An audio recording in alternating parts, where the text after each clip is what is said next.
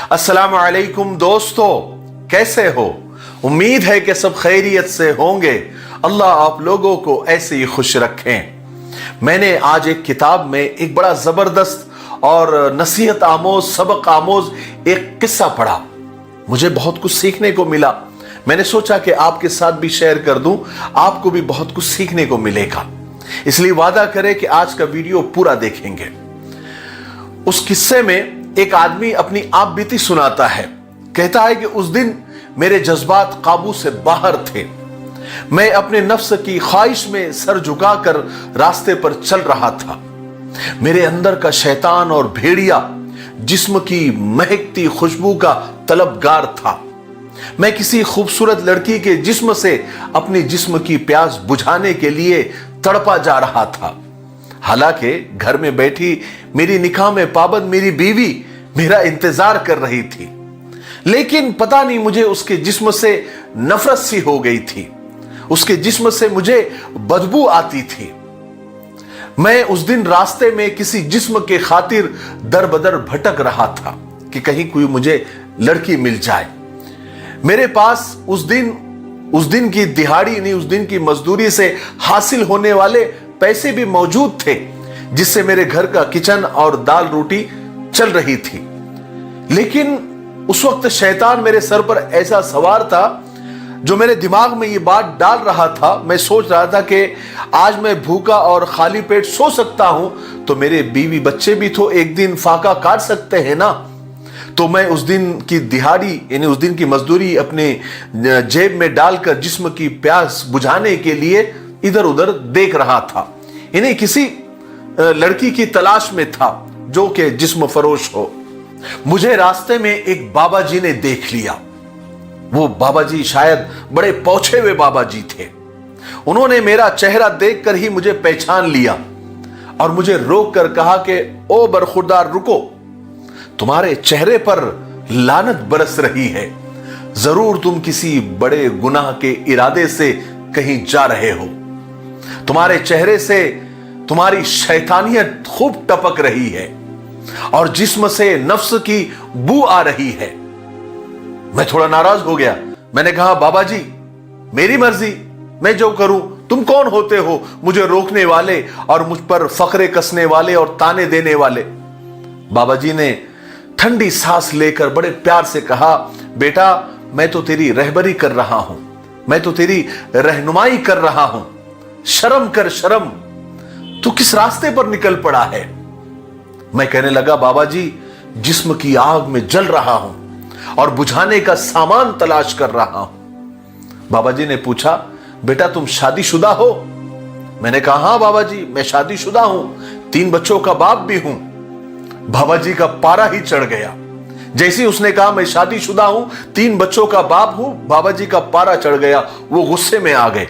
अब जो बाबा जी ने जो नसीहतें की, जो बातें उस आदमी को कही, वो हम सबको सुनना चाहिए। इसमें सबके लिए नसीहत है और खास करके उन लोगों के लिए नसीहत है जिनको शादी के चंद सालों के बाद अपनी बीवी से बदबू आने लगती है, नफरत सी होने लग जाती है जब उनका जी भर जाता है। जो अपने नफ्स के पुजारी हैं, जो अपनी हवस के पुजारी हैं, जिन्हें सिर्फ बीवी में जिस्म नजर आता है, जो कुछ दिन में जी भर जाता है तो फिर वो इधर उधर ताकने झांकने लग जाते हैं। तो बाबा जी ने जो कहा वो सुनिए। बाबा जी गुस्से में आ गए और कहने लगे, कमबख्त, बेगैरत, मनहूस, शर्म कर, किसी चुल्लू भर पानी में डूब के मर जा। हलाल होते हुए हराम रास्ता इख्तियार करना चाहता है। मैं कहने लगा कि मुझे अपनी बीवी से बदबू आती है, घिन आती है बाबा जी, अजीब सी नफरत पैदा होती है। उसका बुझा बुझा सा चेहरा देखकर और थका थका सा जिस्म देखकर मेरे जज्बात मर जाते हैं। बाबा जी कहने लगे कि तेरे जैसे मर्दों को हलाल में से बदबू आती है और हराम में खुशबू आती है। कुछ तो शर्म कर ले। जो घर की औरत तेरी बीवी चूल्हे की तपिश में तेरी और तेरे बच्चों के खातिर वहां पर जल रही है, जिसका हुस्न गरीबी के कीचड़ में ढल रहा है, जिसके हाथों की लकीरें बर्तन और कपड़े धो धो कर घिस रही है, जिसके नक्शे मिट रहे हैं, जिसकी मुस्कुराहट और हंसी मुफलिसी और तेरी खिदमत और गुलामी करते करते बुझ रही है, जिसका जिस्म तेरे घर की हिफाजत करते करते थकन से चकनाचूर हो रहा है, जिसकी अदाएं तेरी नजर अंदाजी की तपिश से दम तोड़ रही है, जिसका चेहरा चूल्हे की आग में झुलस रहा है, जिसकी आंखें तेरा ख्वाब बुनते बुनते और सब कुछ एक दिन बेहतर हो जाएगा उस दिन का इंतजार करते करते उसकी बीनाई, उसकी आंखों की बीनाई मध्यम पड़ रही है, तुझे ऐसी औरत से बू आती है। तू एक औरत की कुर्बानियों के बारे में क्या जानता है? एक औरत जब बीवी बनती है तो वो क्या क्या सैक्रिफाइसेस करती है, किन किन अजियतों से और किन किन मुसीबतों से गुजरती है, तू जानता है? कभी बदकिरदारी के इल्जाम, कभी ताने, कभी जबान दराजी के फकरे, अपने घर बार, वालिदैन, बहन, भाई, दोस्त, अहबाब, रिश्ते, नाते, अपना बचपन, अपना महल्ला, अपना शहर, सब कुछ छोड़ छाड़ कर तेरे निकाह में खुद को तेरे ताबे उसने किया है। अपने सारे ख्वाब तोड़कर तेरे ख्वाबों को अपना ख्वाब तस्लीम किया है। तेरी औलाद को 9 महीने अपने पेट में रखकर अपना खून पिला पिला कर, अपना लहू पिला पिला कर खुद ढांचा बन गई है।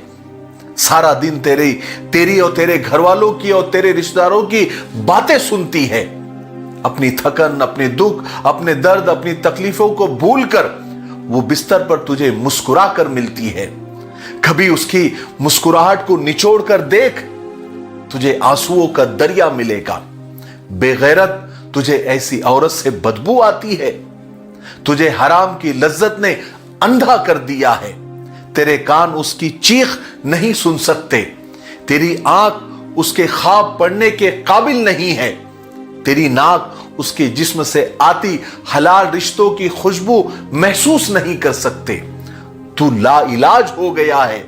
तू जाकर सदका कर, खुदा से अपनी हिदायत की दुआ मांग और तौबा कर, तब कहीं जाकर तुझे एक औरत का किरदार समझ में आएगा, एक बीवी की अहमियत समझ में आएगी। इसलिए रिस्पेक्ट एवरी वुमन, हर औरत की इज्जत करना सीखिए, ठीक है? तब तक मेरे लिए, पूरी उम्मत के लिए, पूरी इंसानियत, पूरी मानवता के लिए और हमारे प्यारे मुल्क भारत के लिए और यहाँ की अमन शांति के लिए, तरक्की उन्नति के लिए खूब दुआएं करते रहे। अस्सलामु अलैकुम व रहमतुल्लाहि व बरकातुहू।